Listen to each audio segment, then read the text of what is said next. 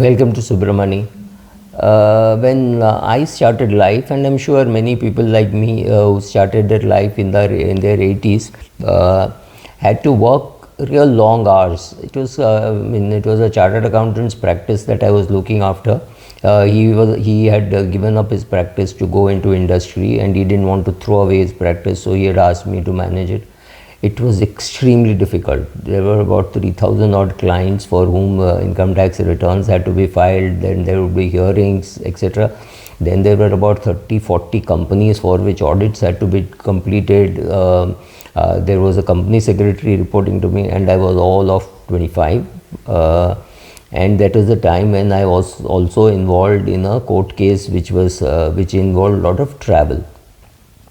I mean, travel almost always meant Mumbai and Delhi, but also our lawyer was based in Indore, so Indore also.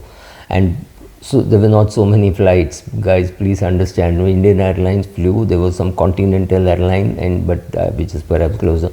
Sorry, I'm digressing. So today when I see kids working, I see kids working much harder than this also, even especially those working in law firms, those working in chartered accountant companies. They just work till 1 o'clock, 10 o'clock. 10 o'clock is the starting time. Starting time is not that 6:30 or 7.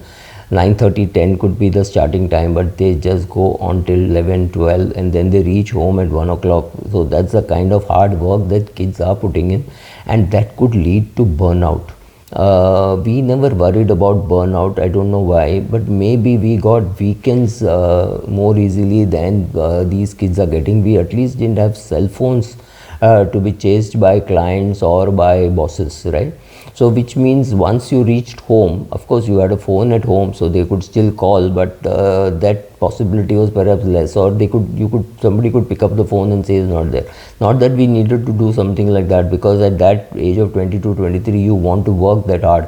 So 100-hour weeks are not unheard of.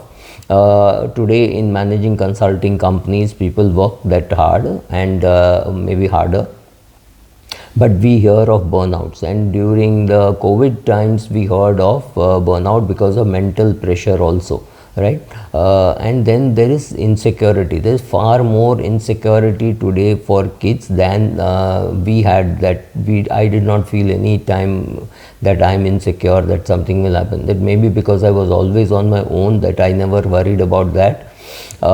So I never had to worry about that, but today people have to worry about that also. So here you're talking of a physical burnout, you're talking of a mental burnout thanks to the COVID experience, and insecurity that you may lose your job. And many of these kids could also be living beyond their means. Many kids live way below their ability to spend the punch, way below their weight, but there are many kids who are living completely paycheck to paycheck, right? So all this causes stress. What can you do about stress? One, corporates have to do something. Corporates cannot say, oh, it's my job to get work out of them and it is their job to look after themselves. That's not true. Corporates have to do something and make sure that the kids are not so stressed, because these are the kids who are going to be your customers tomorrow. These are the kids whose kids are going to work with you. If you kill them all at 40, that's not a very sensible thing to do. And I find bankers, especially one particular bank which I don't want to name, where I think I tell those people working in that bank, in this bank, if you've crossed your age of 40, you're very lucky that heart attack did not get you. Having said all this, there are a lot of things that the kids also have to do. First of all, join a gym, get to some sport, do something. Don't just do nothing and say, oh, I don't have time. You have to find time for yourself. Maybe 1 hour a day. You go to a gym, you go for a run, you buy a cycle, you start cycling, you do something physical. You play badminton. A lot of badminton courts are available even in cities like Navi Mumbai. I'm not very sure about Bombay, where you can find a swimming pool or a gym or a badminton court, something for you to do. So don't pretend that there is nothing for you to do. There is something which you can do. Thinking that your employer will take care of your burnout is wrong. Employers have other things to do. They will not, they will pay some lip service, so there will be some one annual gathering or something, but there will be nothing done on a regular basis for you to come out of your problems. A lot of this burnout is caused by stress, and stress is caused in two ways. One is people working hard. That does not really cause so much of stress, but yeah, some people may be stressed because of that. And second is when you have to do wrong things. This is especially true for bankers. When a bank relationship manager is recruited, is told all nice things, we are here for the customer and things like that, and on day two he is asked to sell, or she is asked to sell products which may not be appropriate for the customer. Now there are two ways how the banks handle it. One is don't teach the kid too much, because you don't want the kid to start thinking, is a sales guy, let him do sales. Usko typical answer is usko PhD nahi karana hai finance mein, right? So they don't want that to happen. So yes, with whatever understanding that kid has, they push the kid and make the kid work hard to sell. So yes, there is hard work, a lot of rejection, because people say, oh, I don't want to buy this product, I know you have come to cheat me, and things like that. And when the kid starts understanding what he or she is doing, that also adds to stress. So when there is so much of stress all around you, and we are fashionable, it's fashionable to say, oh, I've got too much stress. It's stupid to have so much stress, right? So yes, we need some basic stress without which we can't live. Some stress will anyway be there at the start of your career, because a lot of uncertainties. If you have a startup, there will be stress.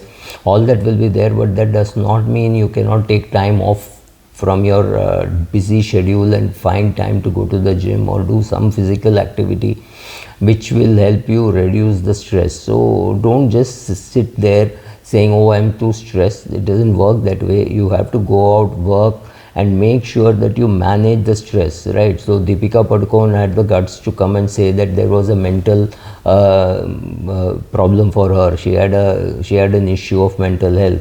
There are many people working on it, many NGOs working on the mental health.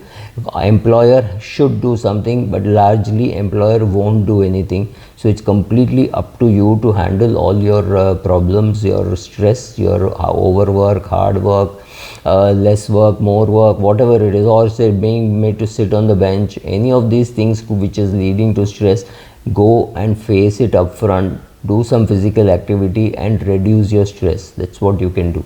Thank you. Speaking of stress reminds me of this story. A friend who was sitting in his cubicle in Singapore and working. He was working about say 15-20 minutes past the company time, when his South African boss passed by and said, oh, you Indians work very hard, and so this guy typically felt damn good about it, saying, yeah, my boss is praising me. And he paused and he said, I don't want you to work so hard. I want you to finish your work by 6 o'clock and I want you to get out. Largely you guys work hard because you don't have a hobby. Go get a life, go get a hobby. You swim, you do something. And he is a South African, so South Africans, Australians, etc. handle their stress much better than we do. So he said something very sensible. He said, I want you to go home, relax, have a hobby, play some game, do something, maybe have a beer, go to sleep and come back fresh tomorrow morning. Not go at 10 o'clock in the night, eat some food and collapse and come back tired the next day. Please remember that stress can cause a lot of feeling of why should I be working here, this company is not doing well, they are not treating me well. All those negative feelings hit the work quality also. So a rejuvenated, happy, strong employee is far more important than what many companies realize. Many companies don't realize the importance of a relaxed, rejuvenated employee. It's high time that companies did, and far more important, forget what the companies do, it's very important that you also understand this. Thank you.